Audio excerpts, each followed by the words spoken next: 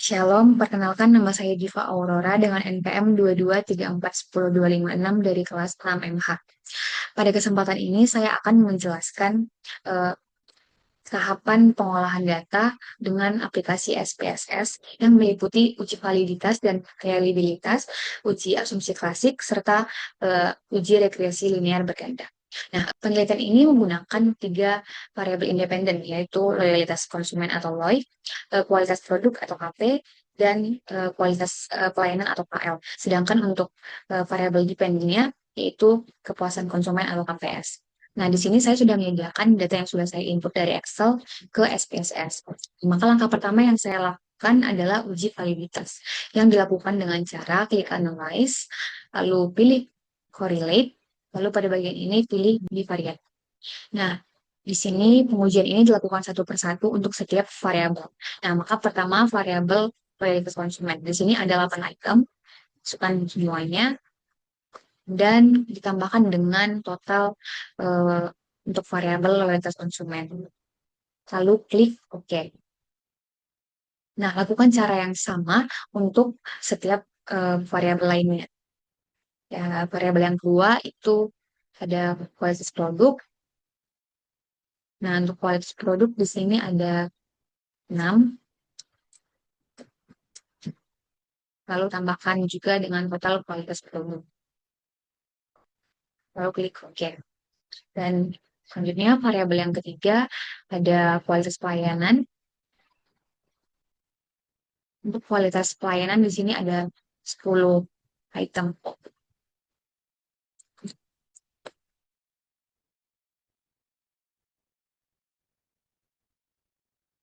dengan variabel total variabel kualitas pelayanan. Lalu klik OK.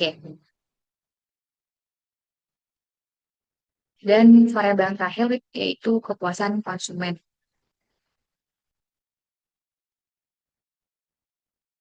Kepuasan konsumen ada 6.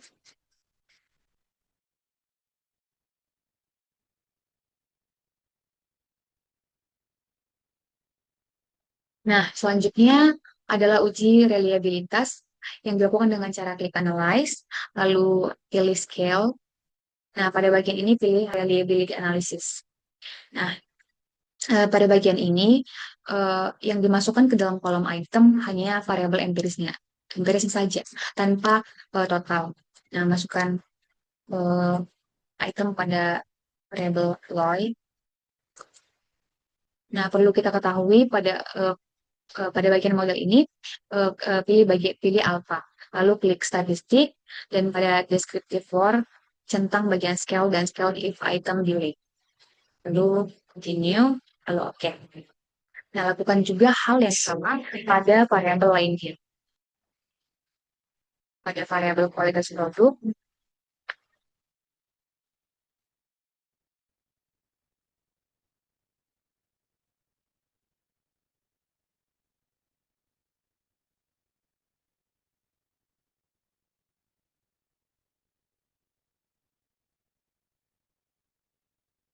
kualitas pelayanan,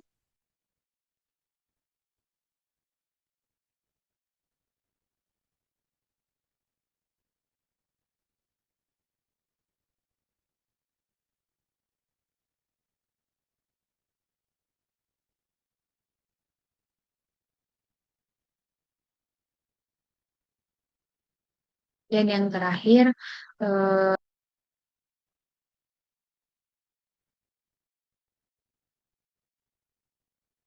ada eh, bagian ini,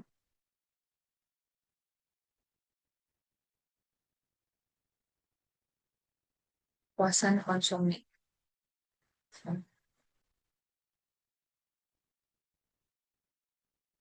Oke. Nah, setelah ini saya lanjutkan dengan uji asumsi klasik, yaitu uji normalitas dan multikolinearitas. Nah, maka caranya yaitu klik analyze, lalu kemudian pilih regression, lalu linear. Nah, pada bagian ini, untuk kolom dependen, masukkan variabel dependen total kepuasan konsumen. Untuk independennya, itu total dari eh, LOI, KP, dan KL. Nah, lalu klik bagian statistik dan klik collinearity diagnostic, yang dimana ini digunakan untuk menampilkan nilai VEF sebagai indikator multicollinearitas. Nah, lalu klik continue. Lalu selanjutnya untuk normalitas secara grafik, klik bagian plot, lalu centang normal probability plot. Lalu continue. Lalu continue. Nah, setelah itu, untuk menguji normalitas secara statistik menggunakan Kolmogorov-Smirnov, klik bagian save. Lalu pada bagian residual ini, centang unstandardized. Lalu langsung continue, lalu cek. Nah, maka untuk nilai unstandardized residual tadi akan muncul secara otomatis di bagian data view di SPSS. Nah, dan nilai ini yang akan digunakan untuk uji Kolmogorov-Smirnov, yang dimana dilakukan dengan cara klik analyze, lalu pilih bagian non-parametric test, dan di sini pilih one sample KS. Nah, lalu pilih unstandardized residual, masukkan ke test variables, lalu oke. Nah, maka lalu selanjutnya tahap terakhir adalah uji regresi linear berganda. Nah, pada uji ini saya menggunakan data total dari masing-masing variabel. Caranya itu klik analyze, lalu pilih regression, lalu linear. Nah, untuk dependen masukkan total dari kepuasan konsumen, dan untuk independen masukkan mulai dari loyalitas konsumen, kualitas produk, dan kualitas layanan. Lalu setelah ini, setelah semua dimasukkan, langsung klik OK. Nah, dan hasilnya akan menampilkan persamaan regresi, koefisien determinasi, uji F, serta uji T. Lalu setelah seluruh tahapan analisis data tersebut selesai dilakukan, maka langkah berikutnya saya akan menampilkan hasil output SPSS pada lebat jawaban yang telah saya susun sebelumnya. Nah, di sini saya akan tampilkan langsung untuk kesimpulan, yang dimana kesimpulan yang saya dapat dari tahapan yang saya lakukan, yaitu yang pertama, seluruh item pada keempat variabel penelitian, yaitu LOI, KP, KL, dan KPS, itu dinyatakan valid, yang dimana signifikansi lebih kecil dari 0,05. Dan seluruh variabel dinyatakan reliable atau bound-batch alpha-nya itu lebih besar dari 0,60. Sehingga instrumen kuesionernya layak digunakan. Nah, pada alpha 5%, residual model regresi berdistribusi normal, di mana SIF KS-nya itu 0,075 lebih besar dari 0,05. Nah, pada uji multikolinearitas, variabel total KP dan total KL tidak mengalami multikolinearitas, namun total LOI terindikasi multikolinearitas atau di mana nilai VEF itu 11,656 lebih besar dari 10.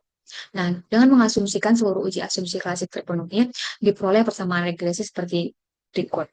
Nah, dan maka dengan koefisien determinasi atau R square itu sebesar 0,869, yang artinya total LOI, total KP, dan total KL itu menjelaskan 86,9% variasi total KPS. Nah, yang terakhir pada taraf signifikansi 1%, yang dimana sesuai dengan ketentuan NPM saya genap, maka secara simultan uji F, total LOI, total KP, dan total KL berpengaruh signifikan terhadap total KPS, yang dimana CF-nya adalah 0,000 lebih kecil dari 0,01. Namun secara parsial atau uji T, hanya total LOI yang berpengaruh signifikan terhadap total KPS, di mana sigma itu 0,000 lebih kecil dari 0,01, sedangkan total KP itu nilai signya 0,072 dan total K itu nilai signya 0,228, yang dimana tidak berpengaruh signifikan secara parsial pada taraf 1%. Demikian yang dapat saya sampaikan dari hasil penelitian ini. Mohon maaf apabila terdapat kekurangan dalam pemaparan saya. Terima kasih atas perhatiannya.